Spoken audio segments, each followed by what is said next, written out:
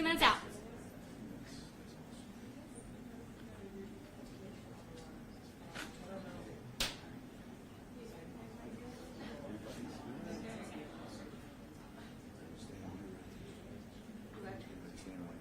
Oh, yeah, I thought you said you're standing up. I'm like, I probably should not do that.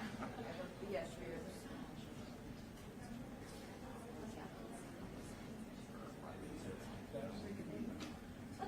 Feels like we went hard last week. Exactly. 1 minute, maybe 30 seconds.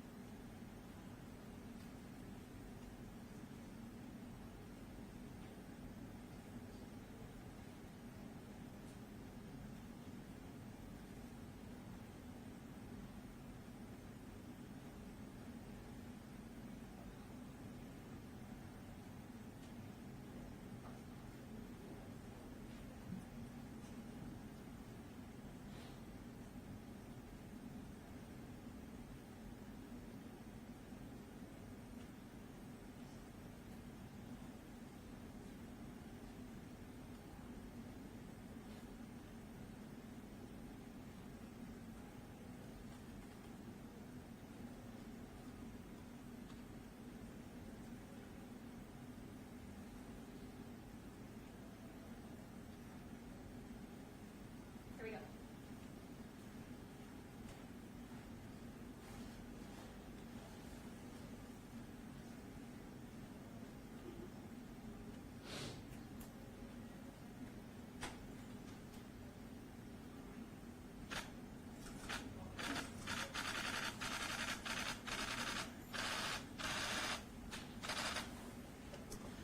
Good morning, everybody. Thank you for being here. I appreciate the attention to this matter. I know folks have wanted to talk to Todd and Savannah, so they're here to do that. I'm going to let them introduce themselves and tell a few words. We'll take questions after. How are you guys? Good. We woke up today and they were still at home.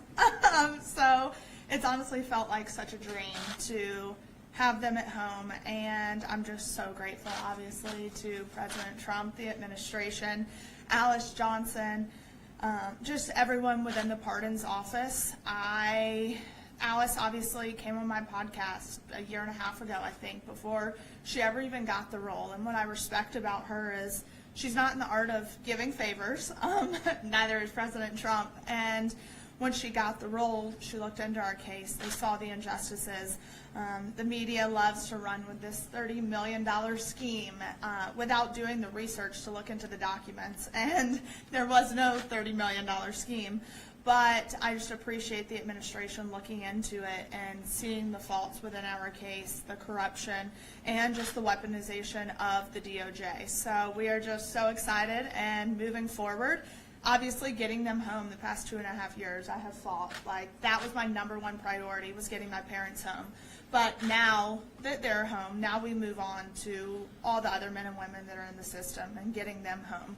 And I know we're going to continue to work. We're going to be in D.C., and Mom and Dad are now along for the ride because we're not leaving those men and women behind. There's too much work that needs to be done. There's too much reform that needs to be done. So we're just super excited, and here he is, Todd Chrisley, after running from, the media at Nordstrom yesterday. Good morning, guys. Thank you all very much for coming today, for having the interest. I want to thank first and foremost my Lord and Savior, because that's who got me through it. I want to thank President Trump. I want to thank the administration. I want to thank Alice Johnson. I want to thank every person that has prayed for us, that has stayed in the fight and that fought for the truth to come out. And so I am grateful for it. And as Savannah said, She has fought a long fight. And for any parent to see their child fight this hard, it's a double-edged sword. It's a blessing, and then your heart breaks because your child has been placed in that position to fight for you, when as a parent you're supposed to fight for your children. So I will always be grateful to you from the bottom of my heart. We've had wonderful legal representation, maybe not in the first go-round, but certainly when you picked up. And we're certainly grateful to you, Alex, and to you. This is the better-looking version of our team. So, you know, we're grateful for everything that has happened thus far, and as bad as this experience has been, there's also been a lot of blessings to come from it. I have met some wonderful men. I have listened to some horrific stories about things that have gone on in our system. And whether you believe it or not, because I was you at some point, even though this pardon has happened, I still was convicted of something that I did not do. It could be you. It could be you. It could be any of you. And somewhere in this room, someone has had a family member that has been affected by this system. So I understand the shame that's around it, but I refuse to feed into that, because shame is like a cancer that just spreads, and I have no shame. So I will continue to fight for all of the guys that I dealt with and that I was blessed to be with at FPC Pensacola. I will continue to expose the injustices that go on there and throughout the Department of, and throughout the Bureau of Prisons. I know that Julie, who is a wonderful, decent, God-fearing woman, and that I'm blessed to have been married to and been with for over 30 years now, an excellent mother. She's at home with Chloe right now, and Chloe will not let her go. So we're blessed to have our family back, and we're blessed to be coming back to television, because we do have a much bigger story to tell now than we ever have. So I thank each and every one of you. We're happy to open this up for some questions. Oh, start here. Todd and Savannah, you know, what was the reunion like first night, right? Todd, Julie, and your family. And the second part of that is, Todd, the fans have been really talking about your physical transformation. Yeah, I call it the VOP glow.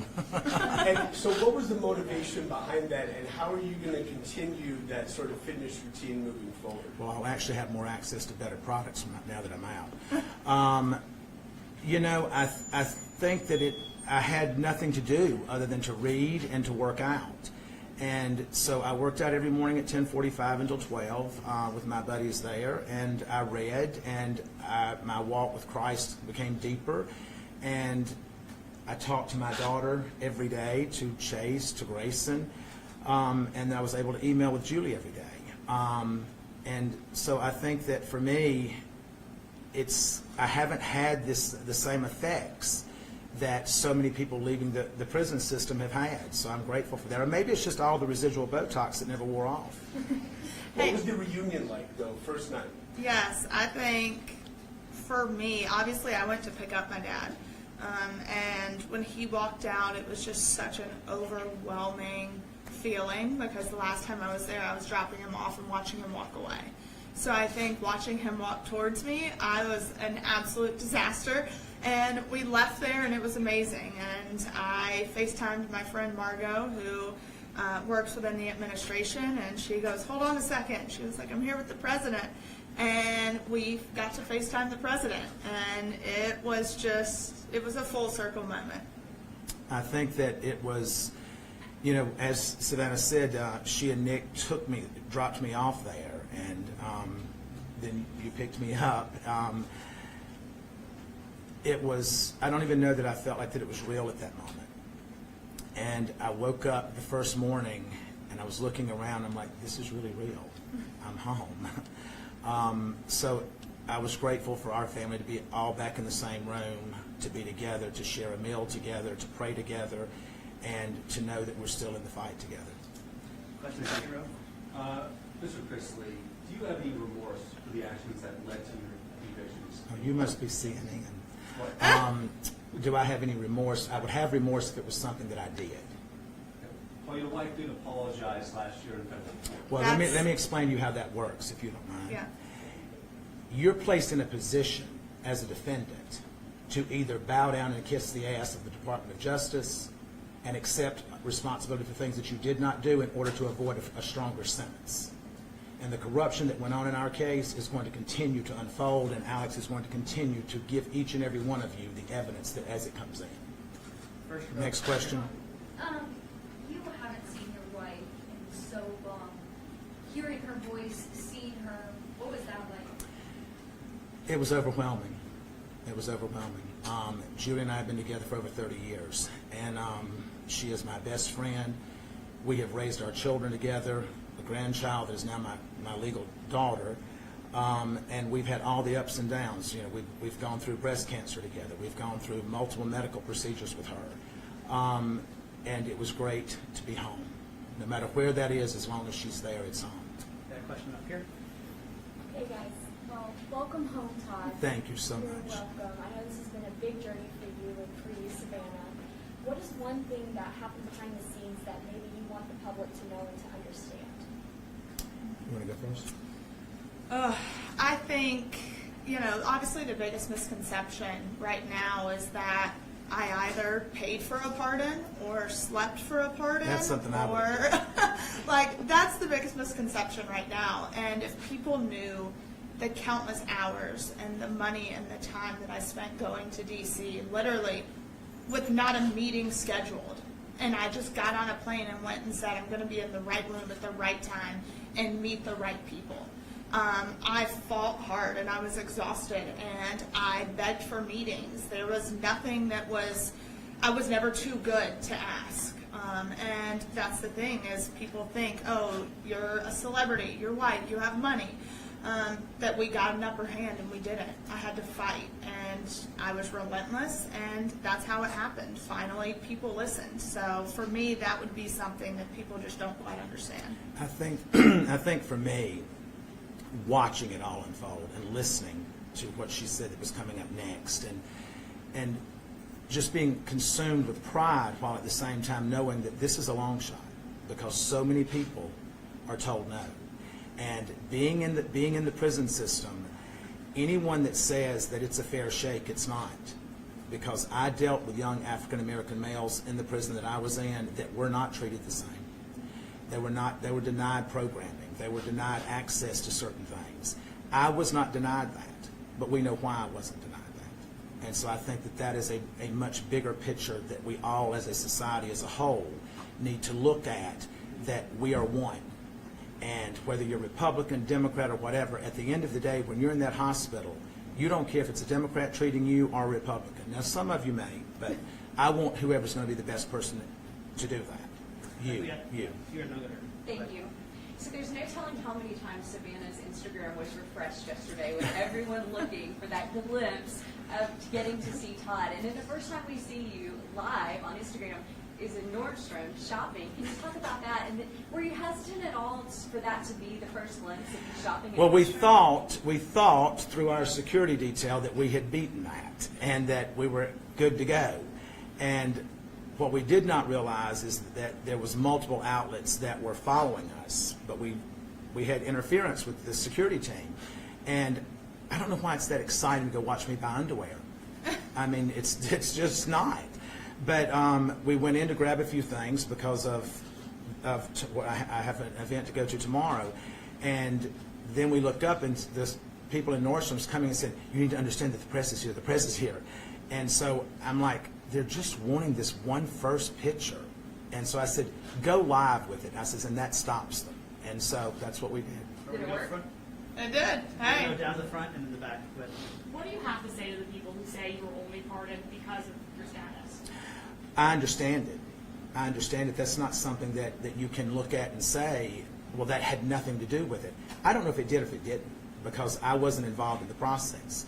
But what I can tell you is that I believe in our President of the United States, and I believe in his commitment. When he created the First Step Act, that was to help incarcerated individuals. It was not adhered to by the Department of Justice. And the entire time during the Biden administration, it was not adhered to.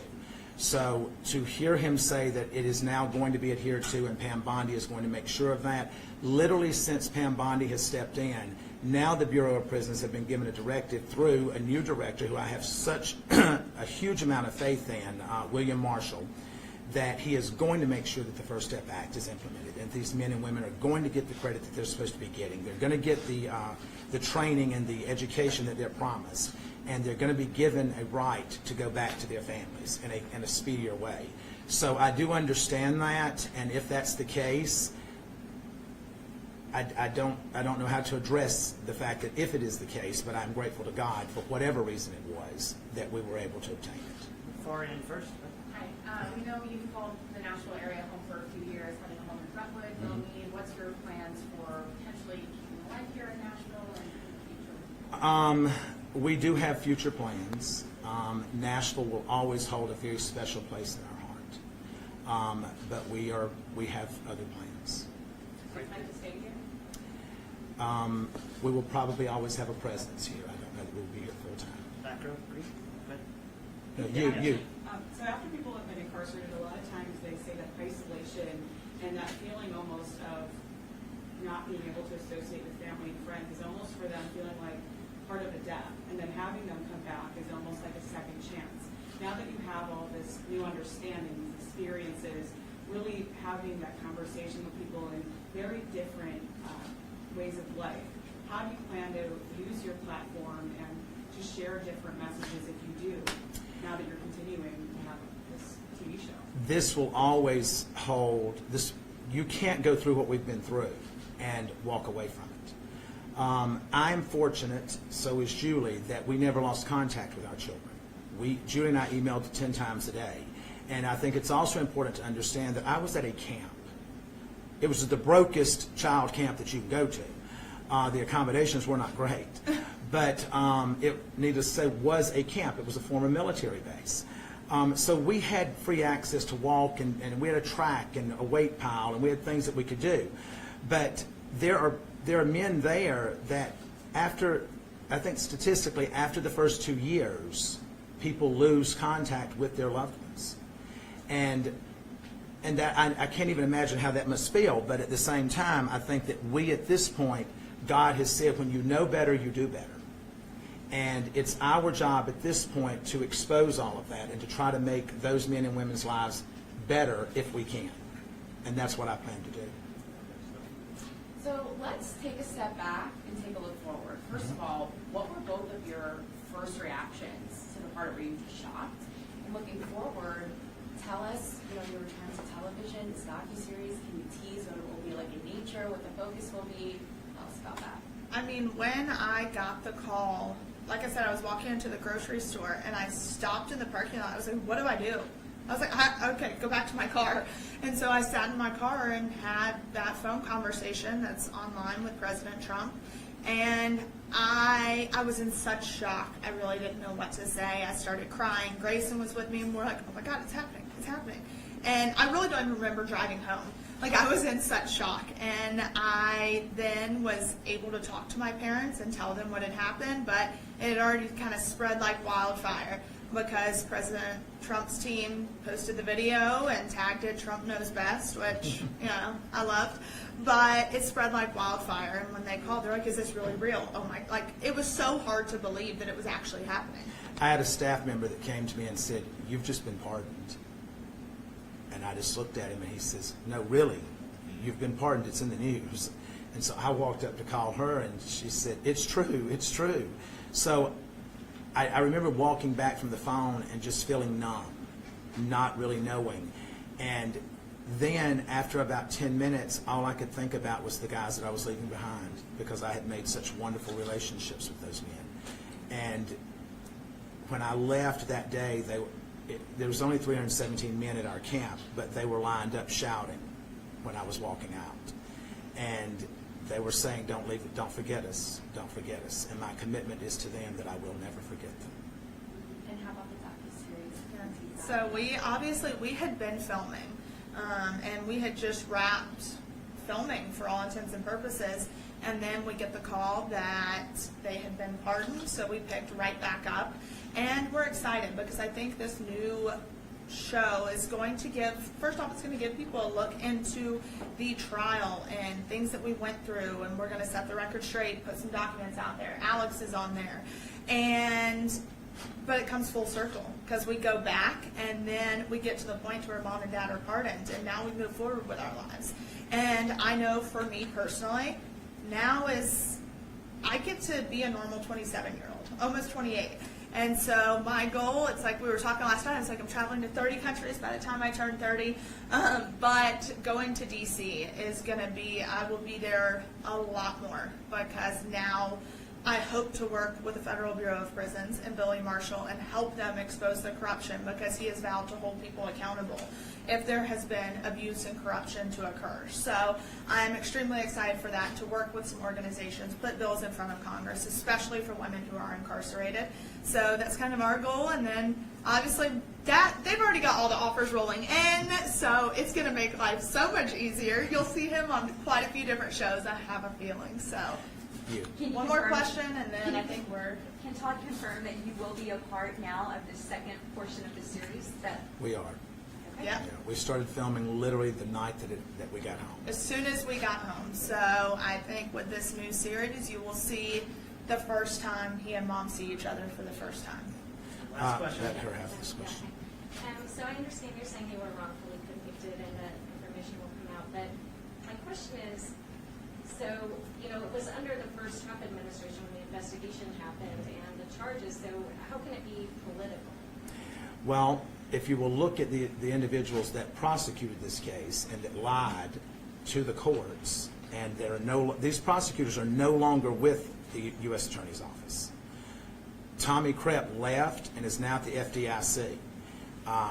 Annalise Peters, she is now with Meta. You don't go to Meta and give up a career as a prosecutor. That's not what you do. You don't go to the graveyard of the FDIC when you're trying to build a career as a defense attorney. So I also think it's very important to note that it took 7 years to issue a formal indictment. Exactly. So the investigation was going on for almost a decade. And when you look at it, our judge was the youngest African-American female appointed by Obama. So she allowed so many things to come into trial with the Fourth Amendment violations, and magistrate judge ruled that all the evidence must be thrown out because it was obtained illegally. So we don't know if stuff was planted. Mark Braddock was involved. He got full immunity from the government. So the whole trial was just messy and tainted. And when the magistrate judge ruled the evidence was not allowed in, the Obama-appointed judge said, nope, I don't care. We're allowing it all in. And with an email that said, we need to catch a big fish.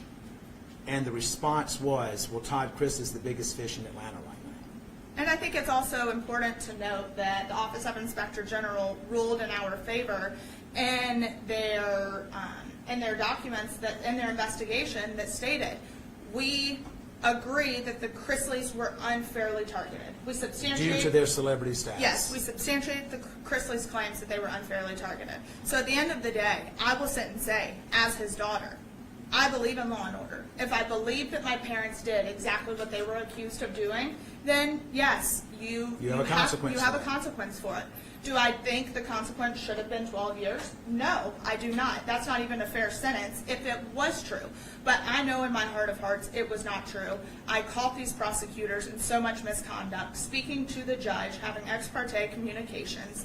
And this is in writing. It is in writing. Alex exposed the emails. So I think at the end of the day, if you want a conviction, then have a clean conviction. And to go back to your question about it being a Trump administration, it was a Biden administration that the OIG issued the report under that said that we were targeted. Mm-hmm. Thank you. All right, guys. That's it. Thank you all very much. Thank Awesome. you. Thank you. Y'all have a wonderful day. God bless. Thank you.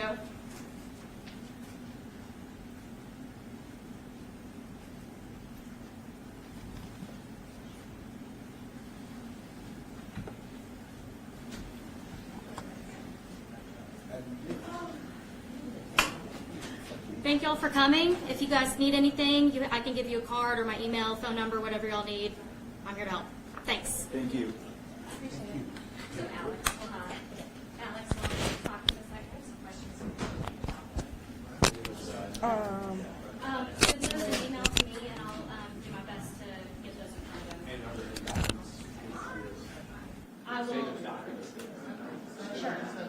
I will make sure that that is included in my request ballots from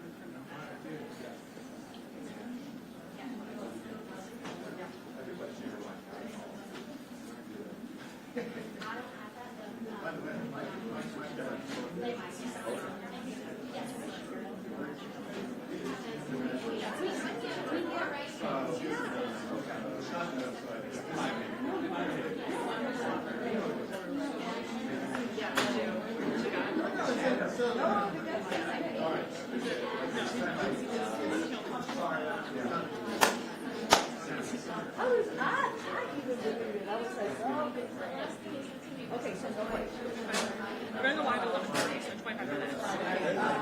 They picked out my song already, so they have it in there.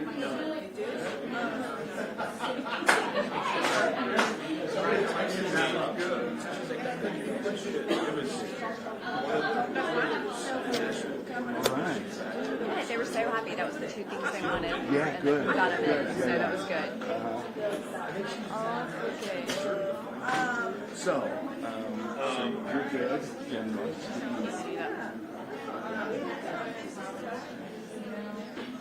Yeah.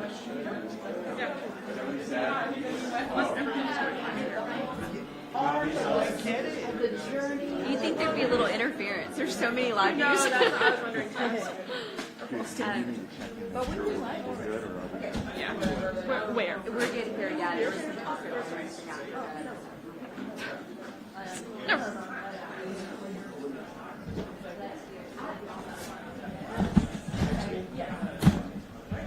Sure. We have 25 minutes still. I know they're all coming.